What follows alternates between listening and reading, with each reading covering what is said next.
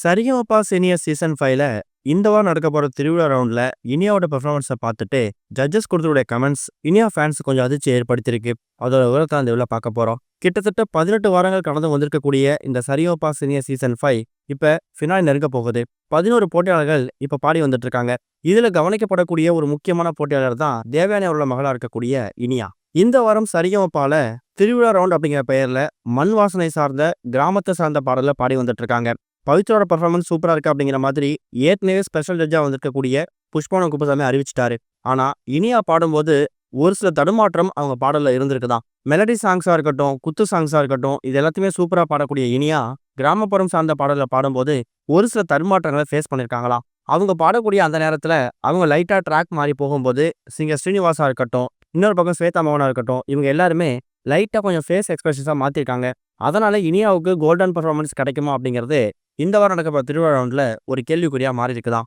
அதனால சிங்கர் ஸ்ரீனிவாஸ் அவர்கள் இனியாவுக்கு கொடுக்க போற அந்த ஸ்கோரை ஹைட் பண்ணி வைக்க போறதாவும், இன்னொரு பக்கம் இனியாவுக்கு கோல்டன் பெர்ஃபார்மன்ஸ் அப்படிங்கிறது இந்த வாரம் ஸ்கிப் ஆகிறதுக்கு வாய்ப்பு இருக்கு அப்படிங்கிற அப்டேட் கிடைச்சிருக்குது.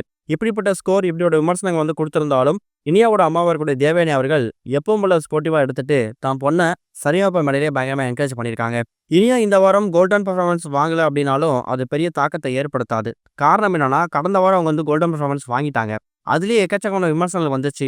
இனியாவை விட செந்தமிழ் நல்லா பாடினாரு, செந்தமிழுக்கு கோல்டன் பெர்ஃபார்மன்ஸ் கொடுக்காம இனியாவுக்கு ஏன் கொடுத்தீங்கிற மாதிரி பல விமர்சனங்கள் வந்திருந்தாலும் இனியாவோட பெர்ஃபார்மன்ஸ் டாப் நாச்சா இருந்துச்சு அப்படிங்கிறத தேவா அவர்களே கன்வே பண்ணியிருந்தாரு. ஆனா இந்த வாரம் நடக்க போற இந்த திருவிழா ரவுண்ட்ல இனியாவோட பெர்ஃபார்மன்ஸ்ல ஒரு சில தடுமாற்றம் இருந்த காரணத்தால தான் அவங்க கோல்டன் பெர்ஃபார்மன்ஸ் வாங்குறதுக்கு ஒரு ரீசனா இருக்கலாம் அப்படிங்கிற மாதிரி இப்போதைக்கு அப்டேட் கிடைச்சிருக்குது.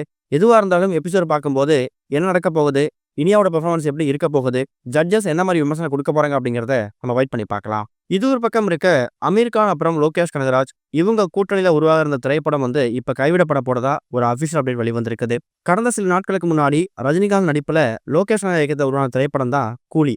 இந்த திரைப்படம் வசூல் ரீதியா நல்ல சாதனை படைச்சாலும் விமர்சன ரீதியா பெருசா விமர்சனம் சம்பாதிக்கல.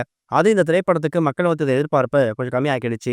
குறிப்பா இந்த திரைப்படத்துல ஒரு முக்கியமான கேமியோல அமீர் கான் வந்திருந்தாரு. விக்ரம் திரைப்படத்துல வந்த ரோலக்ஸ் கதாபாத்திரம் மாதிரியே ஒரு வரவேற்பு கிடைக்க எதிர்பார்த்தாங்க. ஆனா எக்கச்சக்கமான ட்ரோல்ஸ் தான் வந்திருக்குது. இதனால லோகேஷ் கனகராஜ் மேல அமீர் கான் ஒரு மிகப்பெரிய அதிருப்தியில் இருக்கிறதாவும், கூலி திரைப்படத்துக்கு அப்புறமா இவங்க 2 பேரும் சேர்ந்து ஒரு படத்துல ஒர்க் பண்ண போறதா இருந்துச்சு. இப்ப அந்த திரைப்படம் கிட்டத்தட்ட கைவிட போற சுச்சுவேஷன் இருக்கிறதாவும் தகவல் கிடைச்சிருக்குது. என்ன பண்ண போறாங்க அப்படிங்கறத நம்ம வெயிட் பண்ணி தான் பார்க்கணும்.